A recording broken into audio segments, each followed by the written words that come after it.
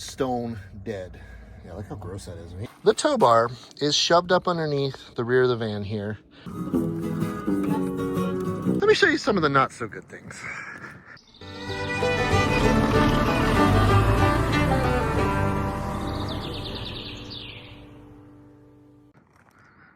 Oh guys, she's back.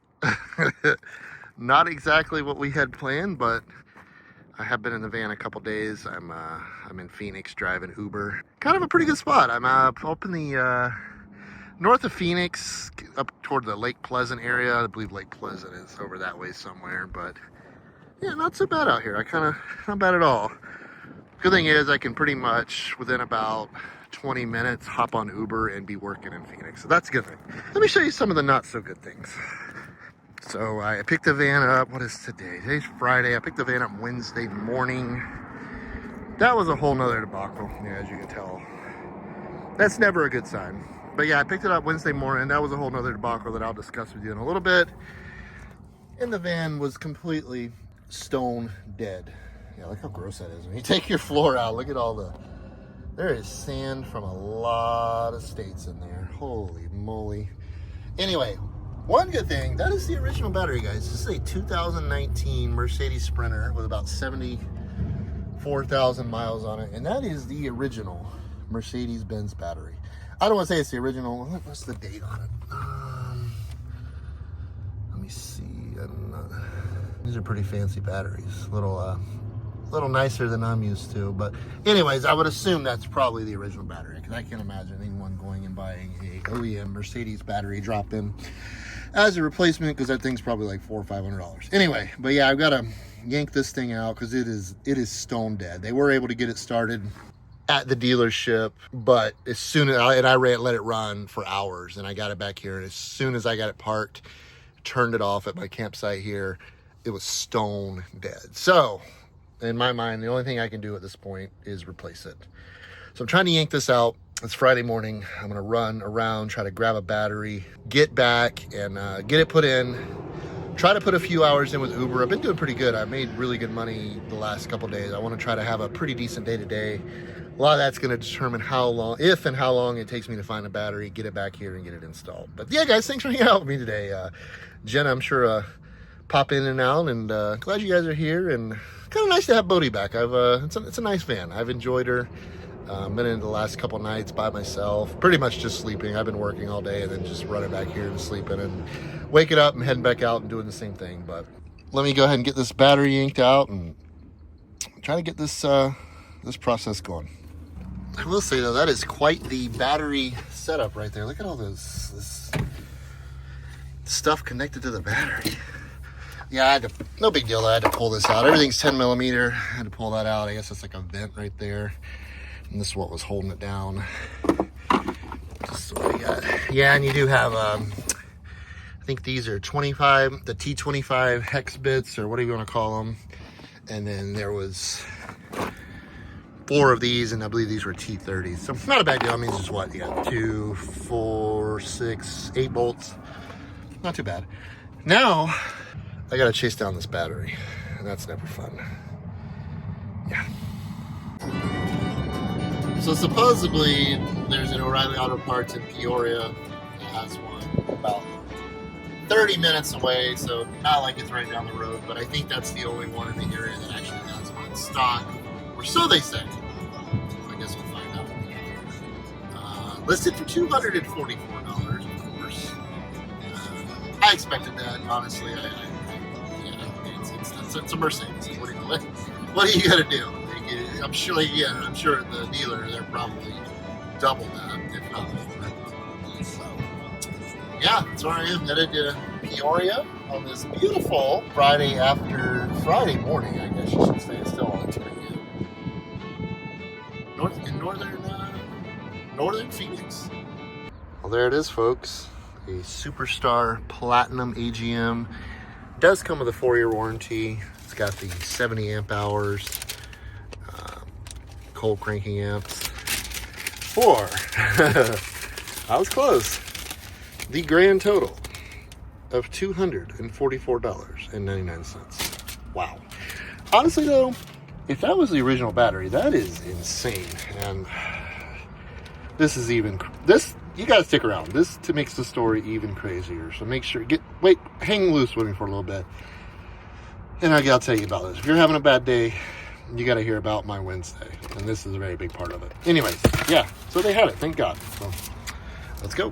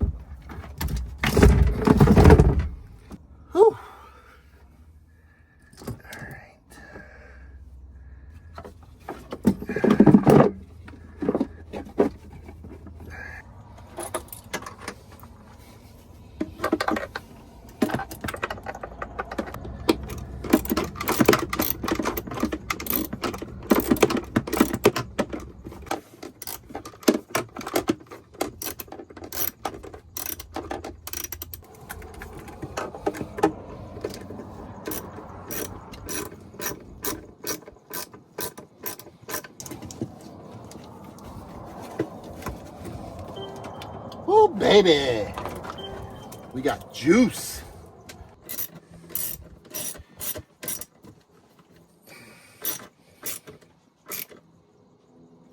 All right. I think that'll do her. All right, let's cross your fingers. Yes. That is a sound, beauty. And a thing of beauty. Heck yeah.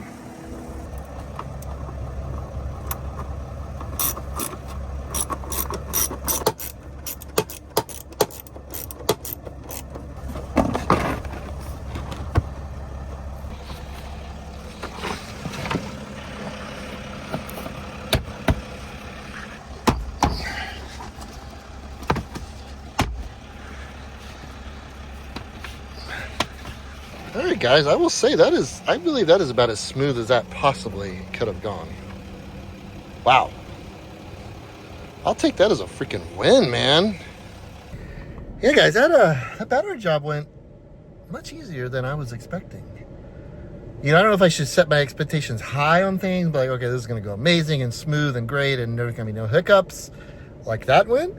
Or do I set my expectations to where you expect something to happen at any time? I don't know. I mean, that worked out. I'm just going to take that as a win and move on. But anyways, I'm in the Jeep. I do have to head into Phoenix to work a little bit. I want to try to make a little bit of money today to make it worth my time. And the plan is to work.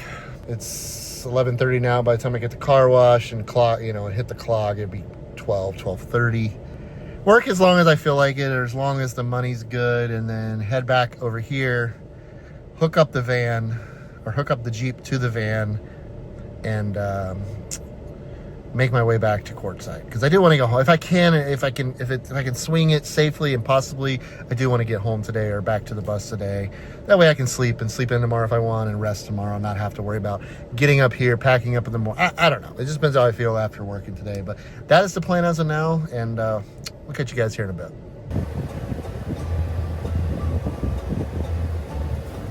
Hello, Framily. How are you? Kyle is on his way back from Phoenix from working, and I cannot wait to see him. I haven't seen him he left Wednesday, Thursday, Friday, today's Saturday, so a little over two days. Woo, watched it earlier. Anyway, hopefully he's home soon. He's bringing Bodhi with him. I'm so excited to see her. I have not seen Bodhi since before Kyle did the remodel. The puppers, the capsters. I know, we've got a lot of trash to take out.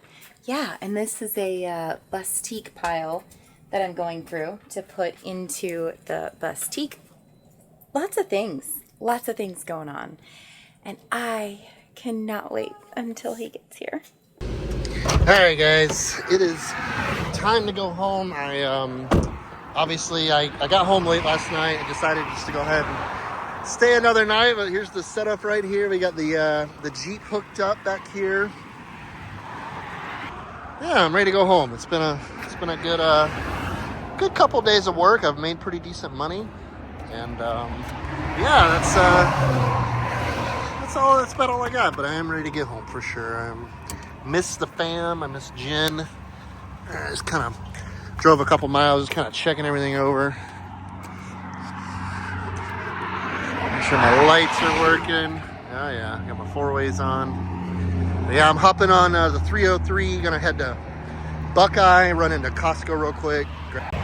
Grab a bit of dog food, a couple other supplies before I do make the trip back to Quartzsite. And yeah, beautiful day here though in north of Phoenix anyway. Give you guys a quick look. I got Burrow crossing next 10 miles. But yeah, it's beautiful out here. I mean, this is all state trust land. I shouldn't say all state trust land, but a lot of state trust land out here. Not bad. We may end up coming out here pretty soon on our way back to New Mexico and stay a couple weeks, allow me to work and stay right outside the city. But yeah, it's a nice spot. I don't mind it out here. Anyway, guys, I'm gonna hop on the 303 here and make my way toward Buckeye.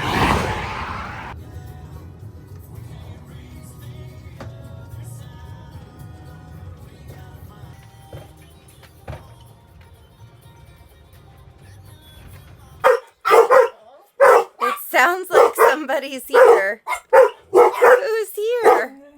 Shh. Oh, Daddy's here, and the tow lights broke off. Oh boy. Oh boy.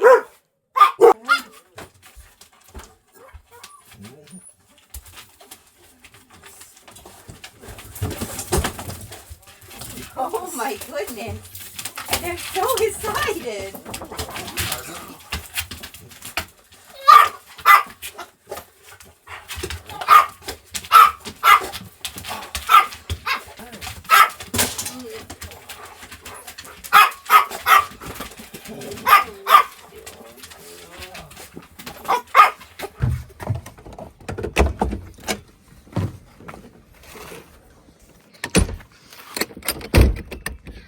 Alright guys, so I didn't tell you the story of what actually happened on Wednesday morning once I got to the boondocking spot. So I was looking for a spot and, oh man, it's good to be back too, by the way. So I was looking for a spot and got off-road a little bit and it was kind of bumpy. Probably way too bumpy to be towing. So I get out of that spot and I decide to go across the street and check out another spot. So I pull up to cross the main road and I feel something feels weird. So I get out of the car and check the tow bar. When I get out of the car, the tow bar is shoved up underneath the rear of the van here, probably a good 3 feet. The Jeep was pushed up. You can actually see a little bit right there where the fender or the hood of the Jeep was up against the tire. The freaking pin snapped off the dang hitch there. I mean, it was my fault, essentially. I should have probably parked the van and taken the Jeep and prospected for a spot. But I was kind of in a hurry. You know, at the end of the day, it's still my fault. But that was scary. I'm so glad I pulled off to check it. Really no damage of really any kind. Actually, I'll take that back. It did crack. Let me show you real quick. The grill a little bit right there. That's pretty much all that happened, that little thing right there. So yeah, could have been obviously much, much, much worse. I am very grateful that I chose to pull over and make sure everything was, I just had a feeling like something was off. I've never snapped a pin in my life. That pin had been actually in the hitch on the Jeep for months, you know, and I've towed a lot of stuff. So I don't know. I've never snapped a pin in my life. Let me know, guys, if you ever done anything like that happen to you. I'm grateful for tow chains. These little beauties right here that hook to the Jeep via the tow bar, which essentially it hooks to the underside of the hitch of the van. Without those, it would have been pretty ugly. That would not have been good. That could have been much, much worse. What you think? I am just so glad you're home. Yeah, that was it was a trip. You know, it was good. Made decent money, made a little bit of money. So we're doing all right. Got the van back. Got a few things to do to it to try to sell it again. If you guys are interested in a van, let me know. I will make you a deal. Leave me or send me an email, kyle@beingbethunes.com, and I'll make you a deal. If you know someone looking for a van or you're looking for a van, come shoot me an email. Buy it before I keep it. Yeah, I don't know about all that.